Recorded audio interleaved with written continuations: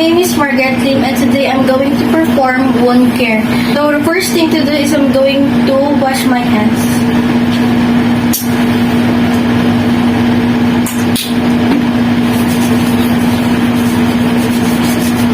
And then next is I'm going to check the medical order for the dressing change procedure. And after that, I'm going to identify and explain the procedure to the patient and instruct the patient not to touch the wound area and the sterile supply. So, good morning, sir. Ako din si Margaret Lim, imong nurse assistant. Kisa to gali ang pangalan? Boise Ring. Okay, ako i-check yung more husband. Okay, Sir Boise. So, karon sir, na ako diri para i-wound care ta ka. So, ato ilisan imo kang bandage para sa imo gas para dili ra siya maayo. Okay ra ba ta na, sir? O palihog lang pug ko nga dili lang ta maghikap sa atong mga sterile supplies at tulad pud sa imong sama dili lang hikapon ang kila. Okay. So next is to provide privacy by closing the doors and windows, and after that position the patient in a comfortable position. Okay lang ka, sir? And I'm going to drape the patients only to expose the wound site. Only expose the wound site.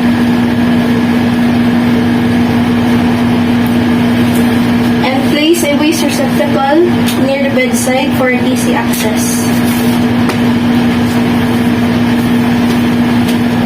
And then I'm going to wear my face mask and also protective eyewear if needed, including clean gloves.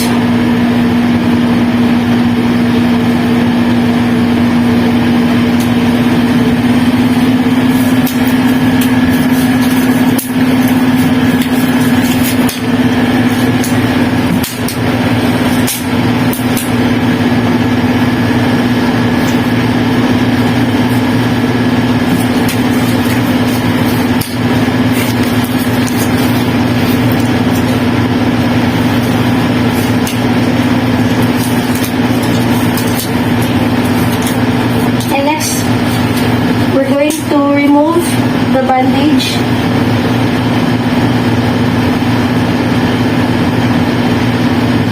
Pull parallel to skin, pull towards the dressing.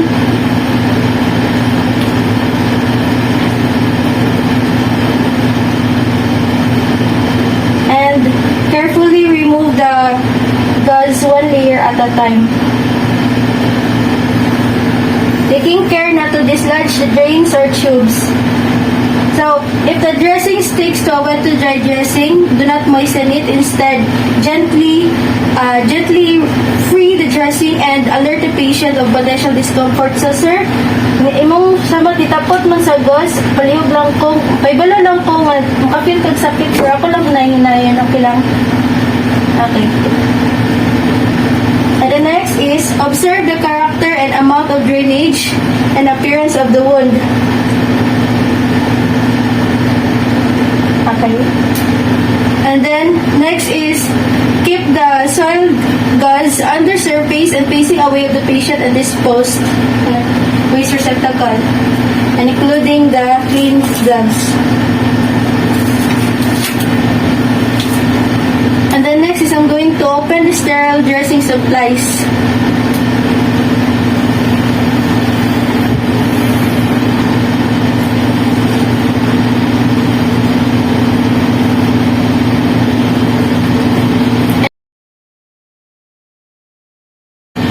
And place it in a near bedside for an easy access. And then we're going to apply the dry dressing. So, for the dry dressing, we're going to open the bottle of solution with open the bottle of antiseptic solution and pour it into the sterile basin.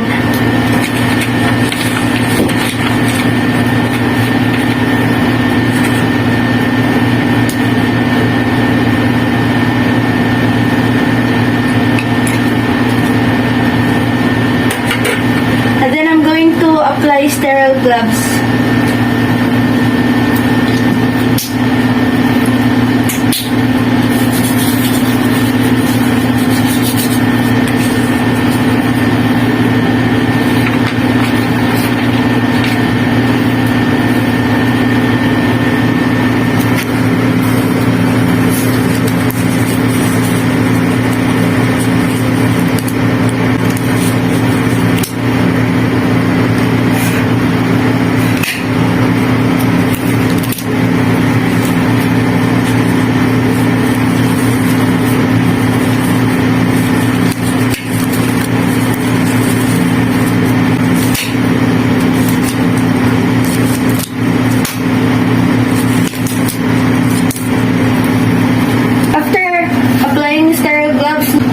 avoid the contaminated avoid contact with contaminated material. And then I'm going to inspect the wound and the drainage and the integrity of the wound, and I'm going to cleanse the wound with an antiseptic solution. So use separate swabs for cleaning each stroke.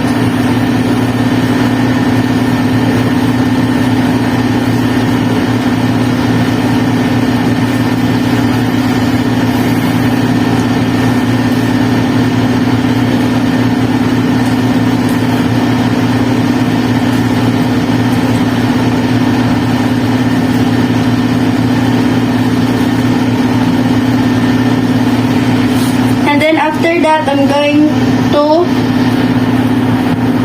use a dried gauze, same technique as applying for the cleansing of the wound.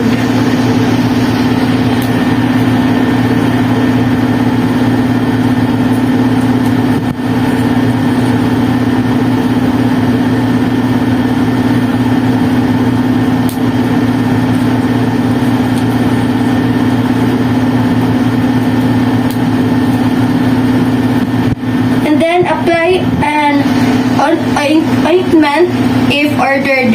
Same technique also as for the cleansing the wound.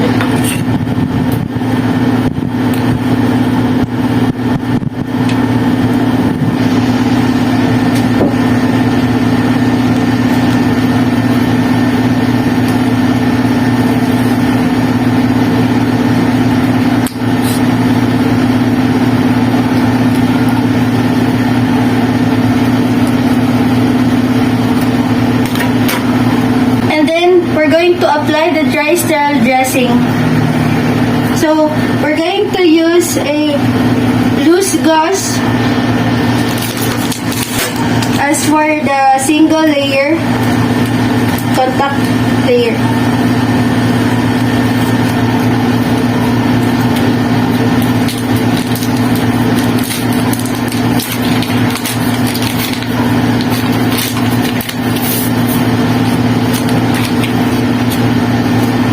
Then, as for the second layer, use a pre-cut 4x4 gauze pad. Since more ni na anak ko, I'm going to use this as also as for the applying the thicker woven pad. And then place it and apply it.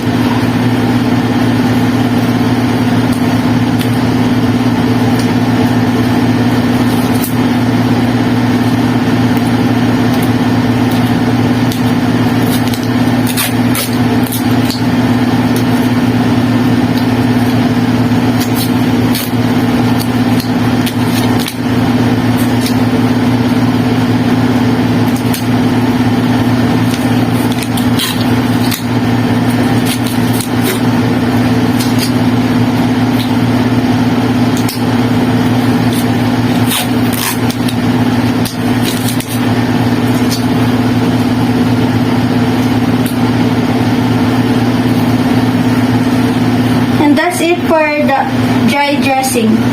So next is I'm going to apply for the wet to dry dressing. So for the wet to dry dressing, the same thing for the first procedure is first thing is we're going to pour the streptomycin with a antiseptic solution, and then add a fine mesh gauze.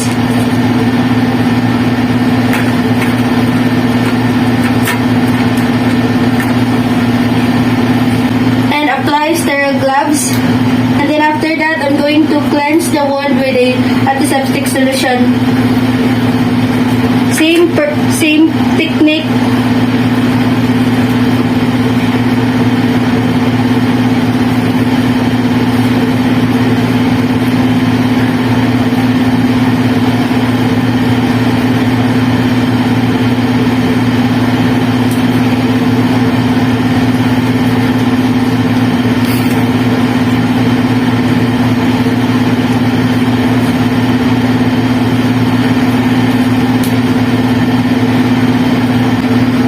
Next is apply moist fine mesh gauze. So if the wound is deep, gently pack with forceps into the wound using the fine mesh gauze.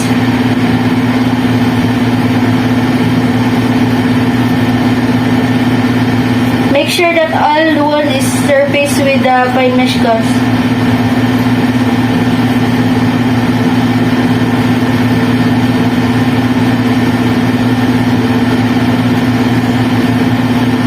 And after that, apply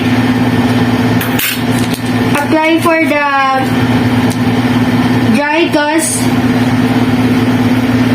as a single layer over the wet gauze.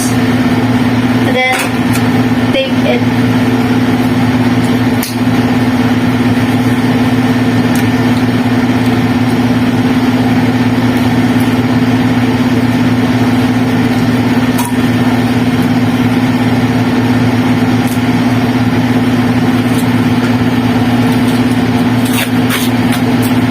And I also forgot that you need to inspect also the wound and the appearance of the wound and the drainage and also the types of shooters before cleansing the wound. And then that's it for the wet to dry dressing.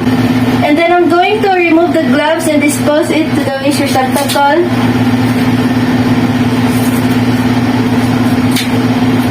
Including the face mask. And assist the patient in a comfortable position. Okay na ka, sir? Okay, bati. Okay na. And then next is I'm going to dispose the used supplies and wash my hands.